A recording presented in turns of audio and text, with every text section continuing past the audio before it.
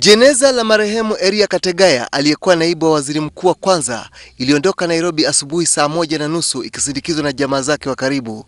Mzalendo huyo ambaye ni shujaa hasa katika mapambano yaliyopelekea NRM kutoa utawala wa nchi hii alifariki siku ya Jumamosi baada ya kuugua kwa muda wa miezi 8 hivi.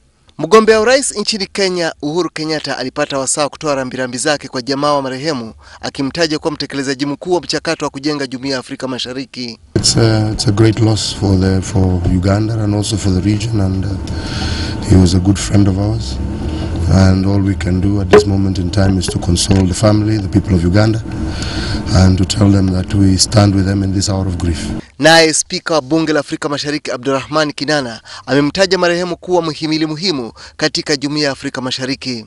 He was a man of integrity, he was a man of principles, he is someone who promoted and upheld the integration process. He believed in it. Mara tu baada ya mwili wa marehemu kutua uwanja wa Entebbe saa 4 asubuhi, ulipokelewa na waziri wa urais Frank Tumwebaze, mkuu wa majeshi Jenerali Aronda Nyakairima na mkuu wa jeshi la polisi Kale Kaihura. Wakati huo serikali imetoa ratiba ya muda ya shughuli za mazishi ya ndugu Kategaya. Hapo kesho mwili utapelekwa bungeni ili viongozi na wananchi watoe heshima zao za mwisho.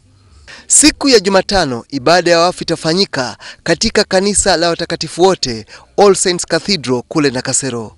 Baada ya hapo jeneza litasafirishwa hadi kijijini kwao kule Itojo, Ndungamo. Mazishi yamepangwa kufanyika Alhamisi kijijini Itojo kuanzia saa 6.